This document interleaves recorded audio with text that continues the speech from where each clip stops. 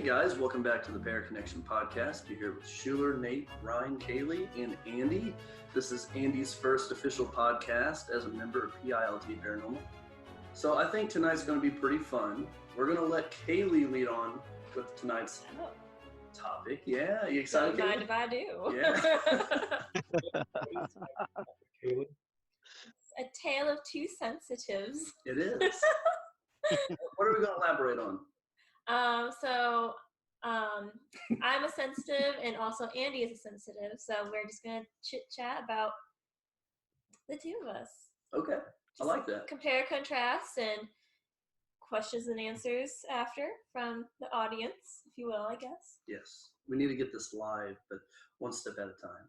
So as some of our listeners may remember, you have a whole episode, talking about your abilities and your origin story. So we're going to kind of take some of those tie-ins and highlights and bring them to this episode and talk with Andy about it and kind of let Andy go in with his origin story. And then you guys can go back and forth about, differences or similar things that you may experience or, do as sensitives. What do you think about that? Sounds good to me. All right, Kayley, so go ahead. Tell us, please, about what it's like to be a sensitive.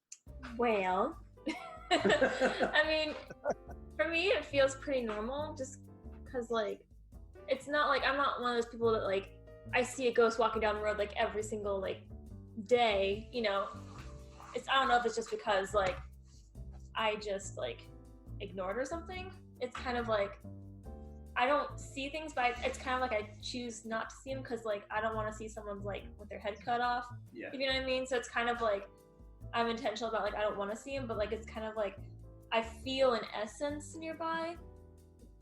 You ever feel drained? Yeah. Sometimes? Mm-hmm. Okay. I couldn't give you a specific instance because it's life. But I know for me it's how do I describe it? Someone explained to me what it was. You feel their feelings per se. Okay, yeah. More of an emotional connection. Yeah, so like an empath. Yeah, so it's hard to explain because it's their essence per se. What makes them them. If it was their soul right there, it's I would just pick up on for me that just makes sense to me. But I know that doesn't make sense at all. Would a good example be if someone's staring at you from behind you and you get that weird feeling that someone's looking at you? Is that a decent example of you feeling their emotions? Yeah, I would actually agree that it's very similar, and you can feel the person behind you or the person in front of you. You can feel that energy. Not with not with individual people that are here and alive. I'm just saying when people are dead. And I don't know if it's just maybe for me it's maybe if I do pick stuff up I just don't realize it because when it's my normal per se. Yeah. You know what I mean? Yeah. So when you go on investigations, do you open up yourself more, or do you still limit? A little bit. So I mean, I've only been on 2 investigations. We got 3 if you include the graveyard. I felt it a lot in the jail. I know it's a spooky, scary place to begin with. That's right. Remember, she saw that light. Shut up. For the viewers listening. Viewers on the phone. She was on the phone. Hey, they could be listening on their phone. It's true. It's true. Right? This is 1998. So anyway, he was shining a flashlight. I don't know, was it a flashlight or your phone? That was my phone. I was what is that? Oh my god, it's a light. That was at the jail. Yeah, it was at the jail. That's when we all got back together in that one hallway. There's an EVP of it. We'll put it live so you guys can hear it. It was funny. It is funny. One example is I guess you call them spirit guides or whatever. Mm-hmm. I like to call them celestial beings, just anything that's not human per se, because they have kind of an awe about them. It's just a brilliance about them, their feeling essence and stuff. As far as I know, I've only felt one human spirit, prior to like meeting you guys and stuff like that. Maybe at the jail. It's hard because it's like it took like multiple like encounters with it to like realize it was like really there. Like it's kind of like I would go into the garage and like I would feel like something was like in the corner, and I like wouldn't think anything of that. I'm just like, okay, whatever, and then I go home. But like as I would keep going through the garage and I'd keep feeling it in that same spot, like I'd start picking up like thoughts. Like it's weird. It's like thoughts just get like shot into your head per se, like thoughts of knowing per se. Yeah. And comes like, from nowhere. Yeah. So what I was feeling was, at the time, my husband, who was my boyfriend at the time, it was his deceased dad, and I didn't know who it was. Like I was just feeling like it just seemed like there was a man like sitting in the corner, like in despair. Yeah. You know, like wasn't sure what to do. And you know, over the course of like, I don't know, a month or two, like I kind of like thought maybe like I'm just gonna say hi. Like it sounds really stupid. Like I know what you mean. I made sure there was no one around because I'm like I'm not gonna just talk to the air. That's stupid. That's what we do every week. Hi. That's good. Yeah. Hi. Are you And there? like, for me, it's like there was like a brief pause, and then it was like it just felt like there was this huge amount of energy like right next to my ear, and like I almost felt the words in my head saying like you can hear me, blah blah blah, and like you know it's like part of me is like am I just making this up and crap like that, because you're like that's how like any like ghost movie starts. Yeah. You know, it's not your norm either. and so like but it was just like the energy was just so intense, like it was like right here that like I just ran, and so like that's what I feel. But like for me, I think the reason why it took longer to kind of like acknowledge that presence is because I'm so used to like feeling like a celestial being's essence, that like a human's spirit is like 10 times duller than that. So like it's almost like it's barely there. And so it's like unless you're like looking for like unless you're like opening your mind up to it or whatever, it's like you don't think to look. What's easier to read, Kayley? A deceased person or a living for you?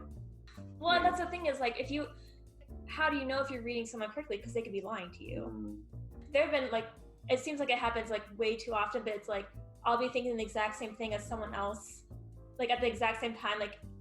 Like for example, the other day, I was texting so a question like, do you have anything about your club event for like the department meeting? And he was like, oh my gosh, Lauren just asked me the exact same question or something like that.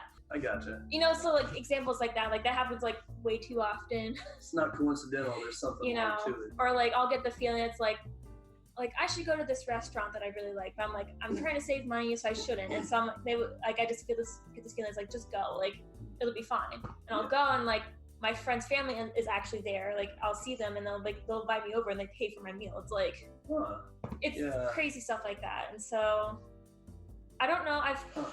I feel like I can feel things like I'll feel things more deeply than people. Maybe that's probably why like I might burst out more like in anger because I feel for something, or like I'll pick up on something. Gives you more of an to react to whatever it is you're feeling. You know. I don't know, because like for me it's like if you're picking up the vibe of the room per se, like I don't know if I'd necessarily consider that sensitive stuff. Like gotcha. Anything that comes with like people like who are living, like I don't know how much of that is like actually sensitive, just because I would say more empath, but going with sensitive and empath, they're kind of the same. But I think this is where we can jump in with Andy. What do you think, Andy, with sensitives and empaths and feeling the deceased and the living? How can you differentiate between those? Actually, I think they're actually pretty close to being the same thing. Except empath, I believe, deals more with the living. Yeah.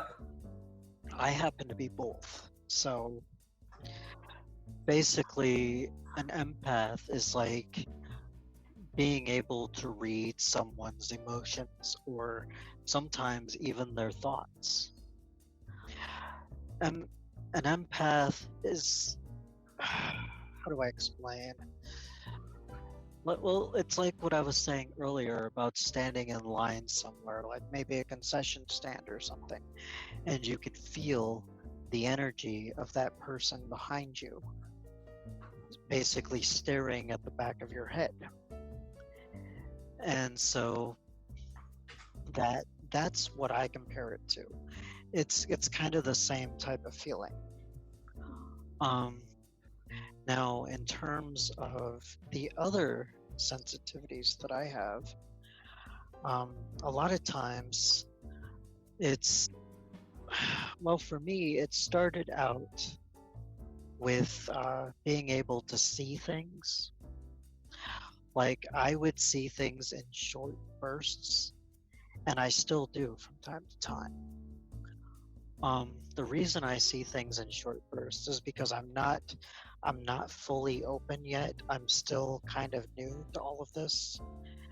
So I work on that through meditation.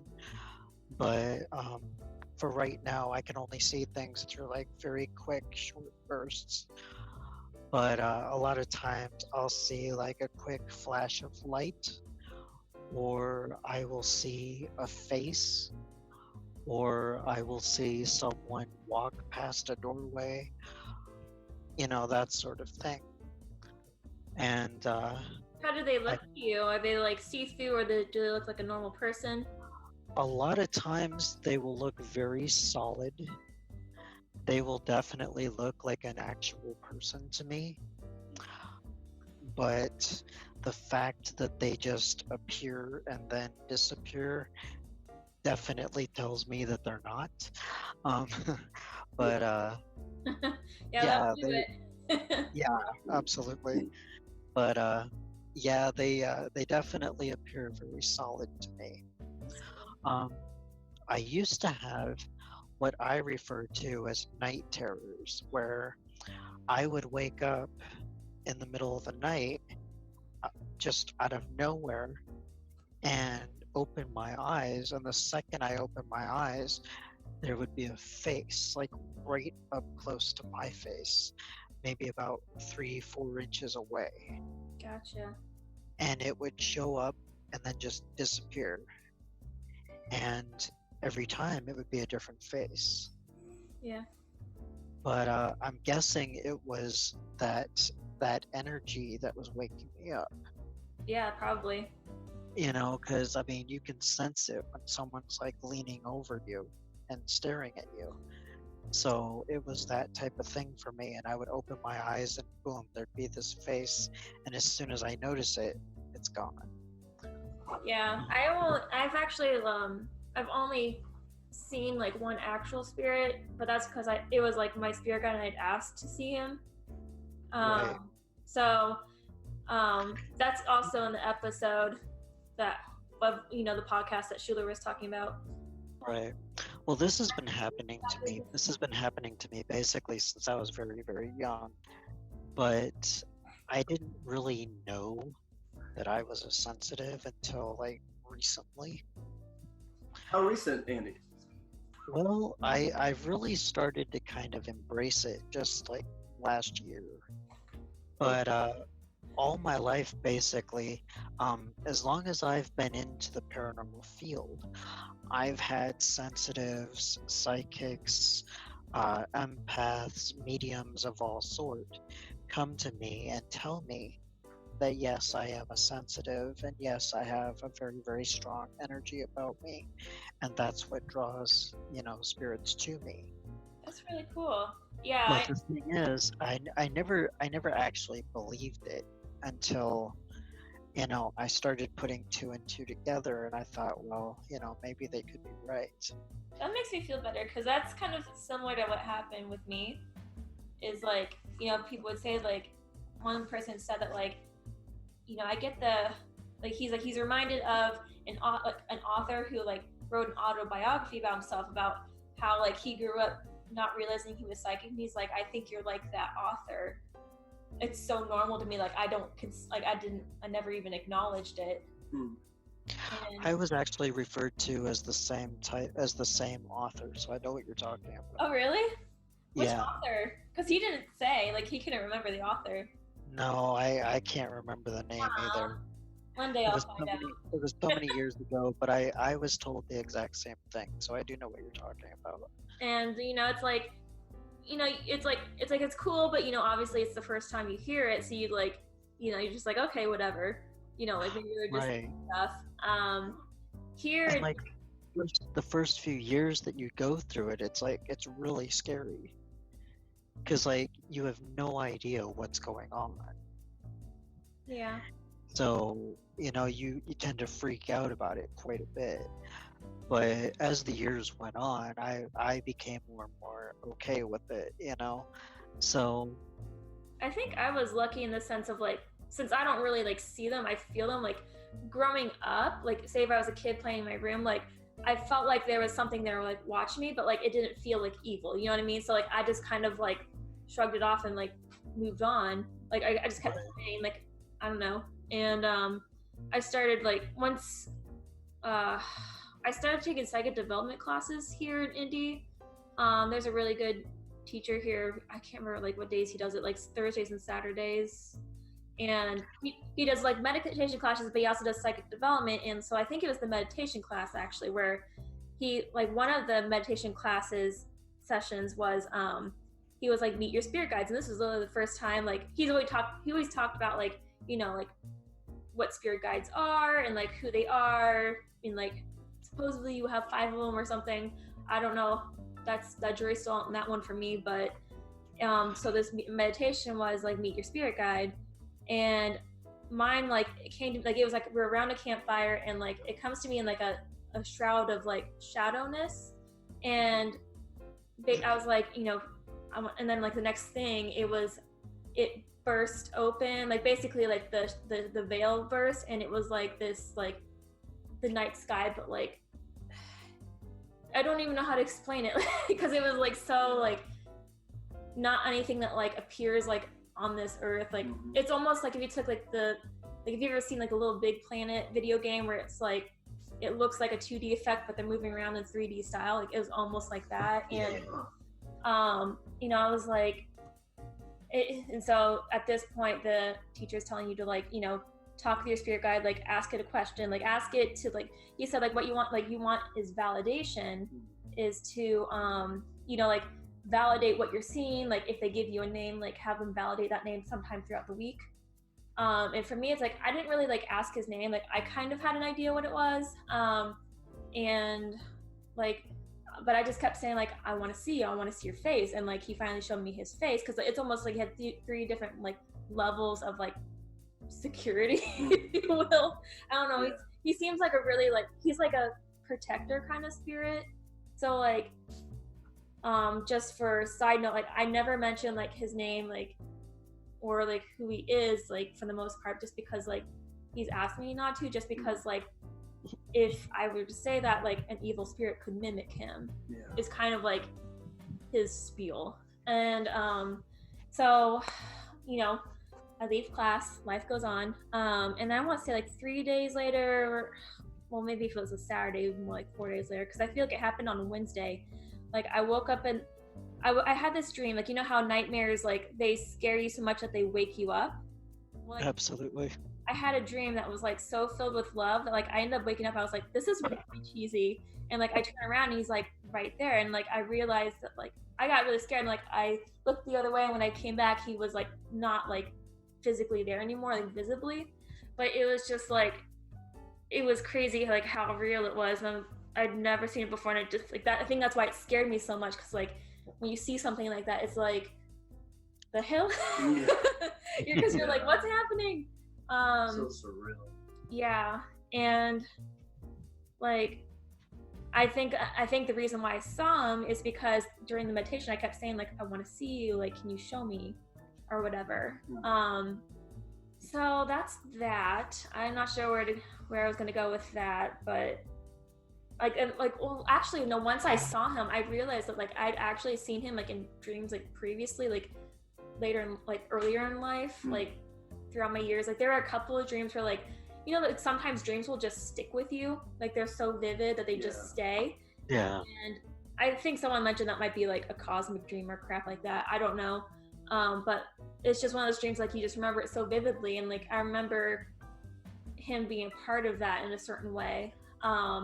and then like just feeling like his essence, I realized like that's the spirit that I've been feeling like my whole life. I just didn't realize what it was. Yeah. You know, because I'm like nothing's there, so like why would I care what it's there? Yeah. You know what I mean? Can you draw a picture of him? No, because he wouldn't want me to, for privacy reasons. But she could, basically. But I could. I know you don't care. It's You want to see. Trust me, I know you want me to draw it, but I know, like, out of you just respect. see his just face, or you see like his whole Are you all to say like where, like what time frame he was from? Well, he's like an angelic spirit. Like Never human. yeah, I think he was never human. So yes, he was a cat. That's why. So like, do you talk to him that's every day? That's why I call it. No, that's the thing is like I don't talk to them. Like I don't think to talk to them, and I've been scolded by a psychic before to be like, you don't talk to them. Like I'm like, I listen. I think it's just because I get so distracted by my life that I'm. Yeah. You know, because it's Totally like get it. I've had like, you know, I've had a pretty like safe childhood in the sense of like I don't have like dead things coming to me all the time. You know, like I feel bad for people who like, you know, that was their experience. Don't you think you could help him more though? Like you can solve cases. I don't know. See, I honestly feel closed off just because some like emotional crap like went down in my personal life like a couple of years ago that like I feel like kind of closed me in a way, like because I was like so depressed and stuff like that. So like I'm trying to like kind of get back to things, if you will. Like I've been really like, you know how Andy says he meditates, like I'm really bad and I don't meditate, but I should. And I practice Reiki and like I've seen it work before, but it's just like I don't know, I just don't do it. It's like it's like I'm not allowing myself to heal. So. I'm actually going through the exact same thing. I've got a lot of blocks as well, and it's not allowing me to like open up fully. Yeah, I've started like questioning myself, like doubting myself, just because like what happened like a couple years ago just like shook me so much. Like it wasn't a spiritual thing, it was just like a personal relationship type thing, and that is just like it just shook everything. And so I haven't really like gone back, like as Andy would say. I am curious for you and Andy, Kayley. Well, we'll start with Andy and then go with you, because I know you just said that you've kind of stopped the meditation. But Andy, how do you meditate, and what's the best way for people that are sensitive to meditate to kind of open up? What would you suggest? Basically, what I do is I do things that help me to open myself up more by just simply closing my eyes, and I listen to the sound around me. And a lot of times when you're really focused on the sounds that are around you, sometimes other sounds will come in, and a lot of times it will end up being like a voice, or you know, something like that. And you know, you want to listen to that, because that's a lot of times that is a spirit that is trying to give you a message.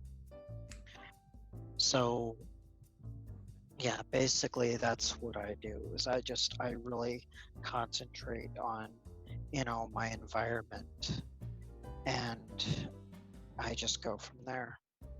Mm-hmm. Is there any way to know how to keep your connection to that environment safe, or if the spirit that's trying to communicate to you is good or bad? I generally use the white light protection, which is envisioning a white light surrounding your entire body and then closing in tightly around you. And I tend to do this several times just to make sure that it's well secured. And that will generally keep out anything negative. And so, yeah, that's basically how I protect myself when I meditate. So it's the thought of something positive and pure, such as the white light. Yeah, the essence. Exactly. The white light represents purity, so nothing can come through it. Okay. And the white light is also, it looks different to different people as well. Yeah. Okay, I can understand what you're saying. Everyone envisions their own style or shade of it, correct? Exactly. Now jumping to Kaylee. Kaylee, how were you meditating before you started kind of, closing off from it? Well, what he brought about the white light, that's what they tell you to do is like, my guy, like the basic meditation that he would do, our instructor would like have us go through is like, you ascend like a staircase because you're supposed to like, you're trying to like, in some ways, like you're trying to like raise yourself up to a higher plane because like, quote unquote, the demons are down here and crap like that. Yeah. And so like you ascend up and like you at the end of the staircase is like the bright white light, and like for him it would like he would just tell us to like surround ourselves in the white light, like bathe in it and be like just kind of like get yourself like, I don't know, ready. Yeah. And then like a precaution type of thing. Yeah, and I mean like really like meditations like are all different. It's not like it has to be this way. Like this guy would always don't put psychic energy in a box. Like there's no like one formula way. Like okay. Because like for example, like when we start meditations, like he would say like feel it like flowing up through your legs or whatever. I told him like it's like I always feel it in my hands first. Like is that wrong? He's like, no, that's perfectly fine. He's like, that just means you're a healer and stuff like that. And so like everyone experiences things differently, like Andy said. I've had meditations like on my own where it's like I end up going through like a bamboo forest because I just felt like that was like where I was at the moment. Tranquil. Yeah. Something. So I usually feel it in my hands first too, by the way. Yeah. So. Yeah, the people that I've talked to, throughout my time with PILT, I've noticed more common than not, they feel something in their hands. And I've always heard the term healer. And in that sense, let's go with you, Andy. Well, how would you, elaborate on what a healer is? Well, I personally am an energy healer. And a healer basically uses their own energy from their body to heal others using their energy. So it's again really difficult to explain. By the way, I'm not, I've not done what Kayley's done. I've not taken any sort of classes or anything like that. I've learned what I've learned through people who do the same thing that I do. Gotcha. So yeah, I've not actually taken any courses or anything like that. So that's why it's harder for me to explain than it is for Kayley. But for me, basically, I like to close my eyes and envision the person who is sick or is in pain or needs help, and I will envision myself putting the white light around them, and then I will basically envision them, and then I will work my way inward inside of their body until I find the problem area. And when I find the problem area, I will then focus my energy on it until it's no longer a problem. That's what I do. And yes, it is very, very draining, but I'm still in the process of learning and things like that. Do you ask your guides to help you? I do. I have trouble with communicating with my spirit guides because I'm not. Why? Oh, you were going to say it. Sorry. Yeah, because I'm not fully open yet, so I have trouble in terms of communicating with any spirit really. But most of the time when I am communicating with spirits, I will get, like I said, like a flash of like a vision, or a lot of times I will get like a phantom smell. Things like cologne or perfume. I've gotten the smell of like candy or cherry lollipops before. You know, any kind of smell. I've gotten flowers, roses, gardenias, that sort of thing. That's cool. And also, I am able to feel energy as well. Like, I can differentiate between a good spirit and a bad spirit just by how they feel. I don't know how it is for you, but for me, like, when I come across like a good-natured type of spirit, it's almost like a warm, tingly type of feeling. Mm-hmm. And it'll raise the hair on my arms, and my arms will get really tingly, and the back of my neck will get warm. And if it's something negative, my heart rate will speed up, and I'll start to feel like anxiety, like really strong anxiety. Mm-hmm. And that's how I differentiate between the two. Gotcha. Yeah, for me, I've never, as far as I know, like I've never gotten any smells. I think I just don't care about that sense very much to pick it up, I guess. For me, I'm an extremely visual person. Like I always tell people, like if I could speak in pictures, like I would, because words kind of let me down a lot. So I'm Right. a fan of words. I think for me, like I can get an image from my spirit guide and know exactly like what they're trying to say to me, kind of thing. Right. Like it just like, because I pick up on like the feeling of that image, like what does that image bring? Like sometimes I'll get like I said before, it's like I'll get like the thought message in my head. Like it's like a snapshot thing. So it's kind of like to the point where it's like it's so quick. You're like, did I make that up just now, or like did someone just tell me that? Because it just the thought just comes into your head like so quickly. That happens to me too, actually. Like you'll get almost like a photo of like a photograph of a person. Yeah. For me, it's like it can be a whole scene too.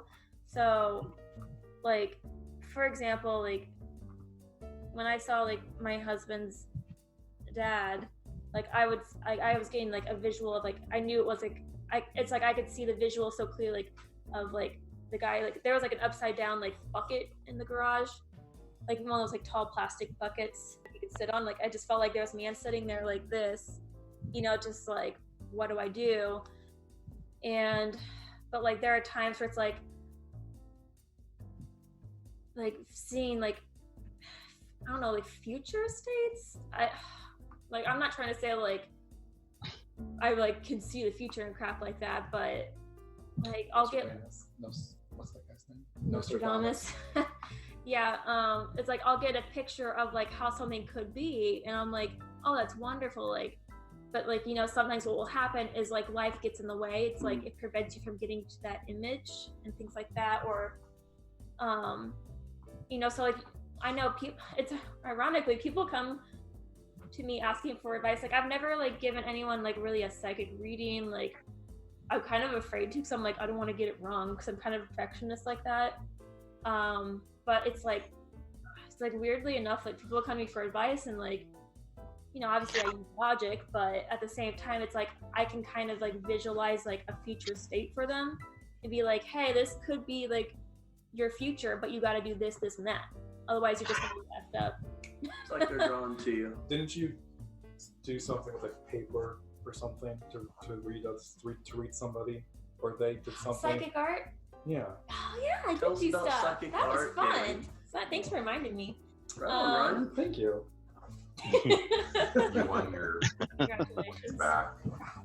You can. Ryan's being his usual skeptic self, so it's okay. Since Nate's been quiet, you can ask Andy the next question. All right, psychic art.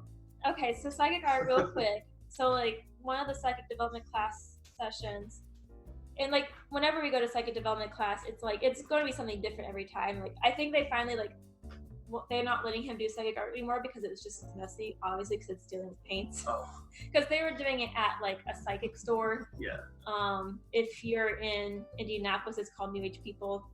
they have lots of stupid knickknacks there, but like I don't really go there for the knickknacks. You know, it looks kind of like a gift shop in there. I mostly just go for the guy who like runs the classes because he's pretty cool. And so he introduced psychic art, and it's almost like, what are those ink blot type tests? I guess it is. It's the Get it, Nate. Rorschach. Rorschach. I'm afraid to say it because I know I'll screw it up. Rorschach. Rorschach. sauce. Rorschach's the thing. So it's kind of. Starts with an R. Hang on, Andy. We got this. Maybe Andy knows. Andy, do you know what it's called? It's called the Rorschach test. There we go. Oh, so I was Thank right. you, Andy. You I got was right. second guess it right. Andy said it so clear. We're over here like stuttering on our words. So it's kind of like you have like the colors of the rainbow in front of you, which every color is like a representative of like a chakra, you know, like that stuff. Gotcha. And like I've never like I don't really like study up on chakras that much because I don't care. You know, like I know like the basics.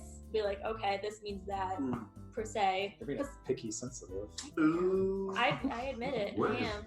You It's are. one of those things. For me, it's like things that like I don't understand. I leave open. I'm like I stick a pin in it, and if I get more evidence later on, so be it. If not, Continue on it's not gonna ruin my life. I'm not gonna like obsess about it. You know what I mean? Yeah.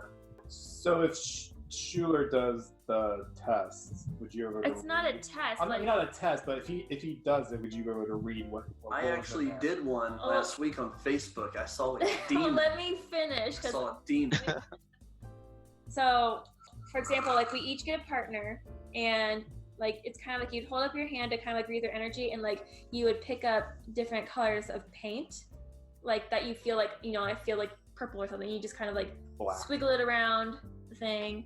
There wasn't black. Haha. There's no black. There's no black. You're out. Because Make black. technically black is all the colors in one. So Oh, it just mix it Boom. together, and there you go. Custom. pigment. So once you like do like once you feel you got like enough squigglies on your paper, like water, like paint droplets or whatever, you like fold it up any way you want, like any way you feel like it needs to be folded up. And actually, what he had us do is like we folded our own pieces of paper ahead of time, and then you open it back up, and then like let's say this person folded up their piece of paper this way and this way, and then they gave it to me. I open up, I do it, and you're supposed to fold it back up the way they did because it's supposed to like them folding up puts like their energy onto it and stuff like that. Okay. And so you know, I wasn't like when I first did it, like I wasn't sure like if this was actually going to work. So I was just like, because I'd never seen it before, like I didn't even think this was an option, and like it was really interesting. Like it's like it just clicked with me. Like it was like I was like, I want to do psychic art for a living because this seems like so much fun. Like because I'm just so you know, like my background is like I always wanted to be like an artist when I was a kid, and then my sister said they make no money, so I had to find new dreams. So like that's why it really resonated with me, and like I had been to a couple more classes where he had done psychic art, and like it would just be spot on. Like there was one where it like when I was reading this person, it like I saw like a spine, like it looked like a human spine, like you could see the bones and stuff like that. But I told him like it looks like there's like healing rings around it, like there's some kind of back issue with either you or a family member, but like it looks like you guys are aware of it and like you're dealing with it, like it's going to be fine.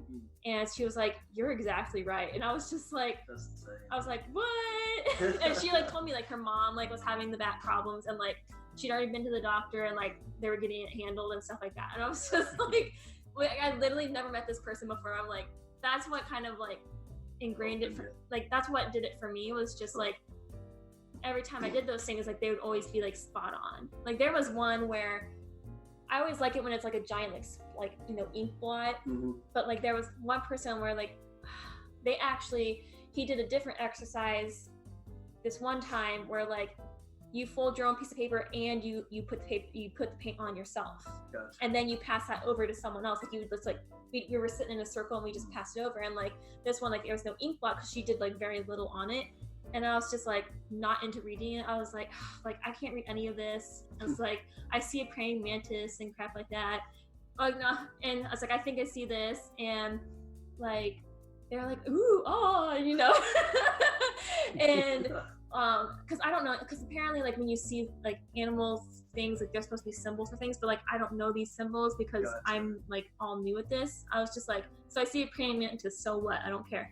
And the psychic guy, like the teacher, was like, that usually when you see a praying mantis in either like a psychic reading or something like this, it means that you're like experimenting with things, like you're trying out new things in your life. And she brought up that like, I think she was like going through like a career change at the moment. Like she was like, she's exploring the idea of like a career change or something like that. And I was like, oh, well, okay, I feel a little better now.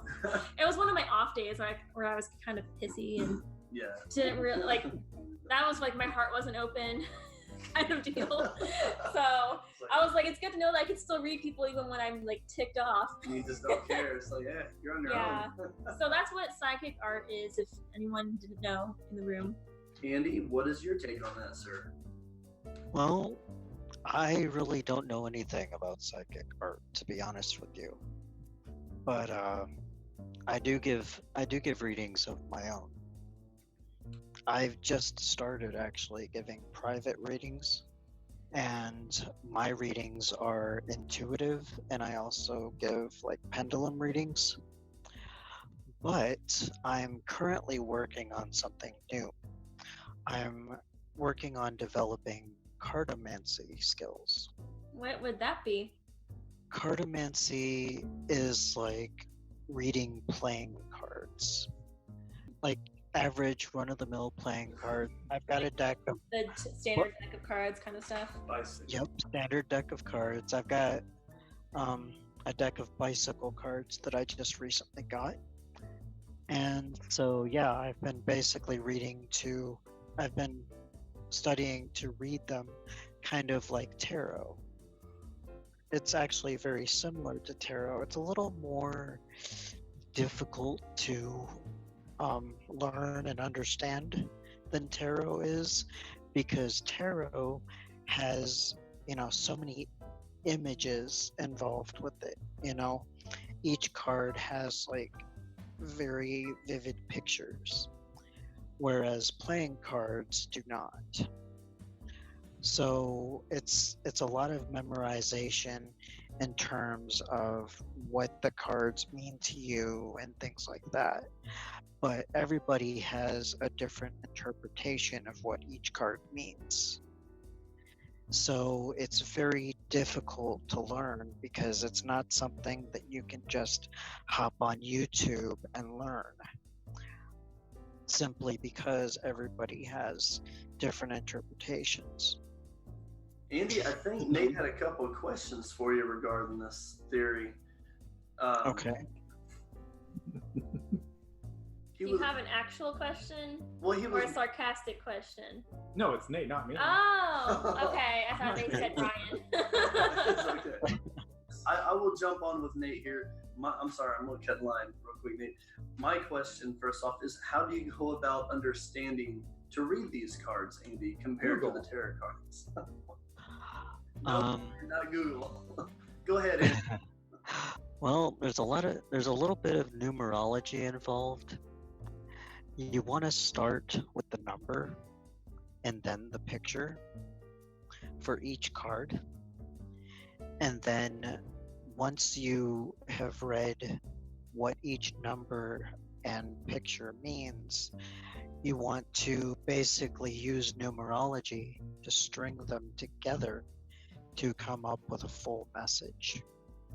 That's really interesting. So yeah, that's the part that I'm currently still working on, though. Once I get the hang of that, I'll be ready to actually start doing readings with the cards. But what'd be cool is if we did a podcast where you did a reading doing that. That'd be cool sometime. Actually, to be honest with you, after the podcast was over, I was thinking about bringing that up. Yeah, it'd be fun to like just have like testing podcasts like that at some point. We can test Right. Nate. Yeah, we can do Nate because he hasn't talked all night. We can do Nate. We love you, Nate. But no, like if we bring on guests too, like maybe we can make that an ending segment where if they feel comfortable enough, you could do that. Yeah. That'd be really cool. I know one, like, just, one of the goals for me, like joining this group was not just to like discover ghosts and stuff like that, but like see like put myself in those like environments of, I don't necessarily get to see ghosts all the time. Let's go to places where there are ghosts, like, or have been confirmed sightings per se, to like that way I could test out if like this stuff is real or not. And then also like it'd be nice to like try out some like psychic readings at some point. Ivy Boo. Ivy Boo? Ivy Boo. What about it? No, they can do readings.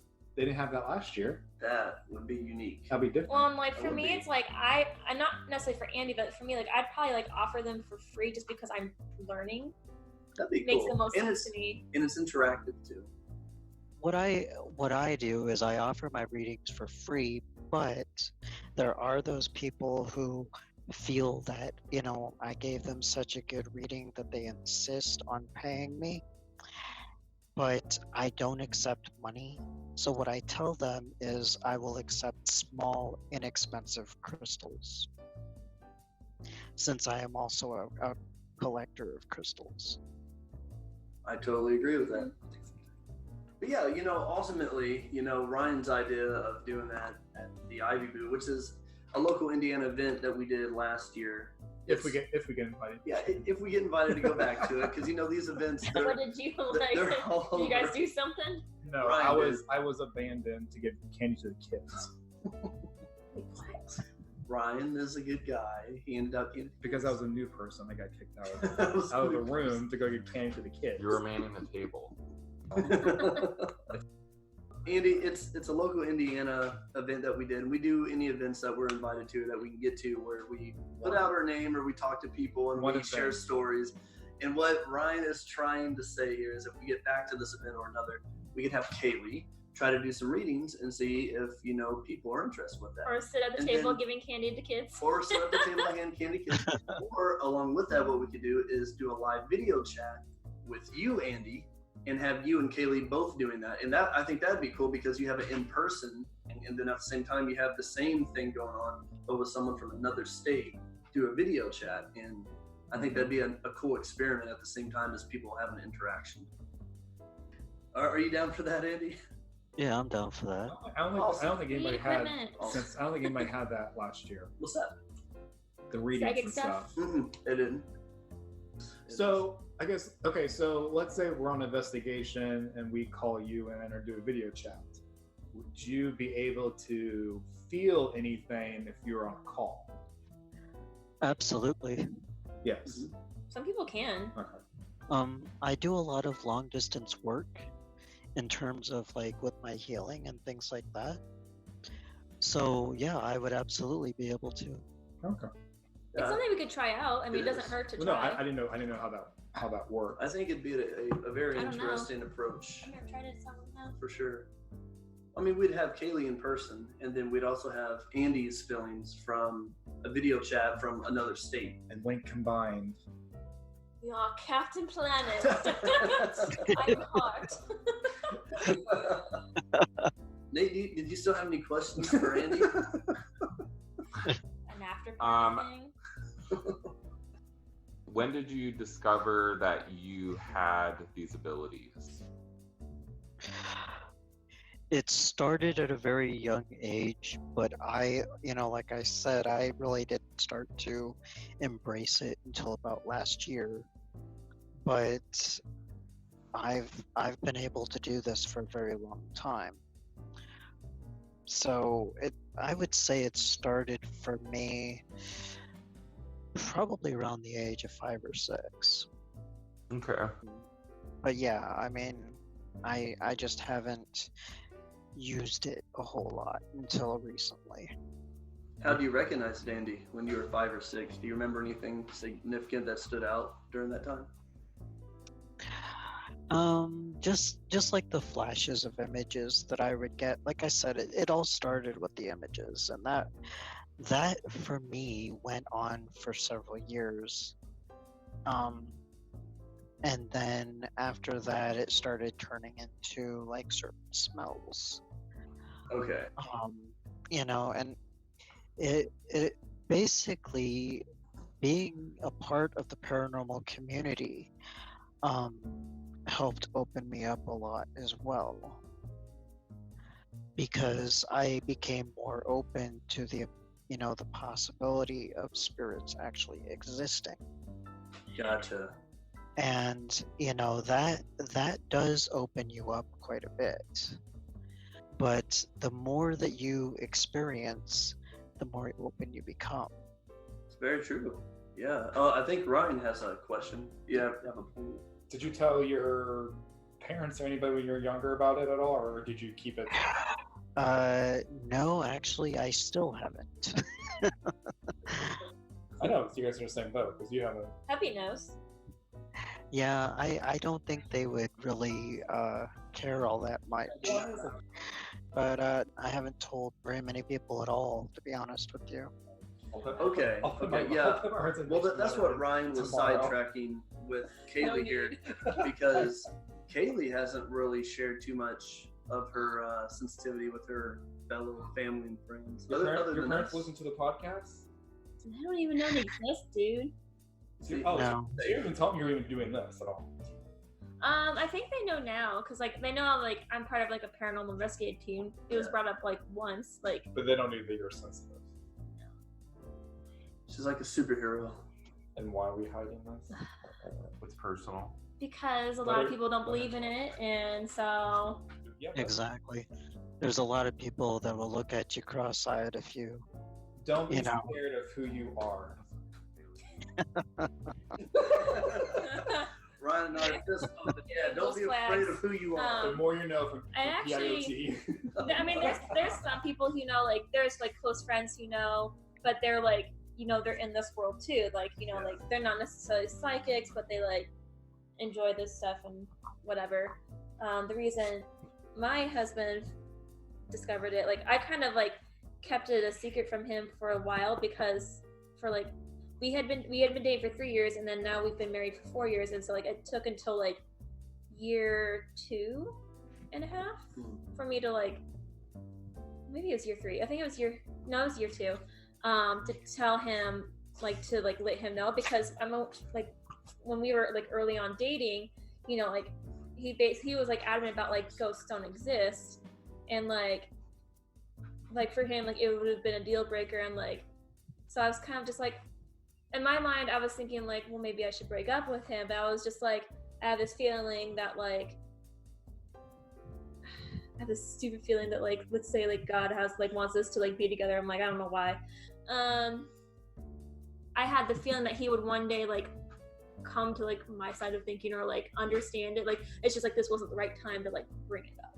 Yeah. And thankfully that time came, and he's like all on board. Like he was, I had admitted to him that like that this was why I hadn't told him in so long. It was, he said he was like really sorry that like he made me feel that way, that he like, that I couldn't have talked to him about it.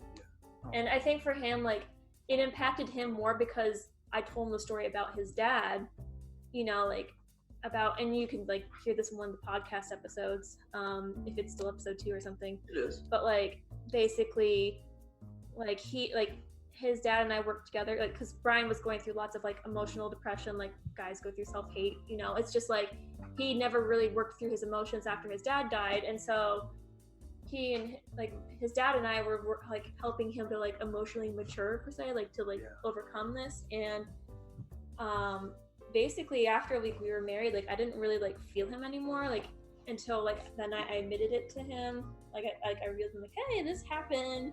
Just gonna put this on your plate.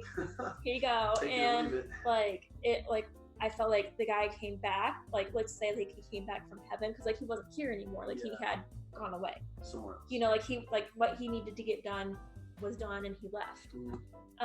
And so like, it's kind of like a vortex opened up above us, and like more information was being downloaded as to like why his dad had been there in the first place. And I told him, like, words were just tumbling out of my mouth. It's like, ugh. And it was like, basically like his dad felt so guilty for leaving Brian when he was so young that he wanted to stick around to make sure he turned out okay. And like Brian cried, I was crying, like emotions are going everywhere. And that was pretty much that. stuff like that.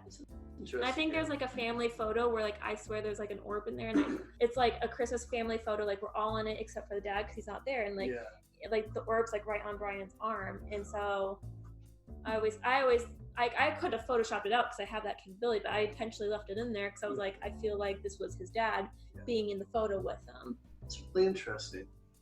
So wow. Mhm. I mean, for it to feel that strong too. I mean, you know, it's some people look at it and just be like, oh, okay, whatever. But I mean, obviously, things have happened throughout your time, you know, with him, and some interesting things have happened. Yeah. And Andy, you know, along with Kayley talking about feeling comfortable with telling people whether or not you're a sensitive or empath or stuff like that, other than us, have there been other people, not the people that you've helped, you know, like the Instagram or anything, but have there been close family or friends that you have felt comfortable to tell? No. Oh, not there yet, huh? No, not really. Mostly just through Instagram and things like that. You know, people that I'm generally not emotionally connected with. Yeah. Yeah, I'm not to that point yet. I'm waiting until I can get a better hold of it, like a better understanding of what's going on. Yeah. You know, I mean, I need to work on these blocks that I'm having, and I need to work on, you know, being able to hone it better, and things like that. So once I get a hold of it and I understand more of what's going on with me, because, you know, until you fully understand it, how are you going to explain it to someone? Exactly. You know, so I'm kind of waiting for that to happen first. Like Kayley said, baby steps, you know, and maybe over time, with you being along with the team now, you know, you and Kayley and even myself, Nate and Ryan, we can learn more about what it is to be a sensitive, what to look out for, how to know, you know, how to hone in onto these abilities, and whether or not you want to suppress them or embrace them, you know, it's good to know how to have that type of ability to control them. Right, you know, and maybe Kayley and I can work together on it and work to, you know, strengthen our abilities together. It's always good to have a psychic buddy. Exactly. Do you have your psychic buddy? Sorry, that's a reference from Finding Nemo, except they said, do you have your exit buddy? No. Sorry, I didn't quite grasp that because I've not seen that movie. So. No worries. I'm obsessed with kids movies because I live in the past, I guess. Disney movies are witchcraft. There's a lot of What'd witchcraft. you say? Disney has witchcraft? There's a lot of witchcraft in there. There is. Okay. We have plenty of topics and plenty of podcasts to come on. But sadly, I think tonight we have come to an end. And once again, Kayley and Andy, I think you guys have made this hour to zip by. The end always comes too soon. It does. It really does. You know, and I think we can elaborate more on this topic, but it's going to be interesting whenever we bring this topic back up. Yeah, I mean, it'll get more interesting as we grow in our abilities and things like that. So. Yeah, totally. Kayley, Andy, thank you guys for talking personally again, you know, about your abilities and your experiences, obviously. I know Nate really didn't have as many questions as I was hoping he would. That's all right, Nate. We'll get you next time.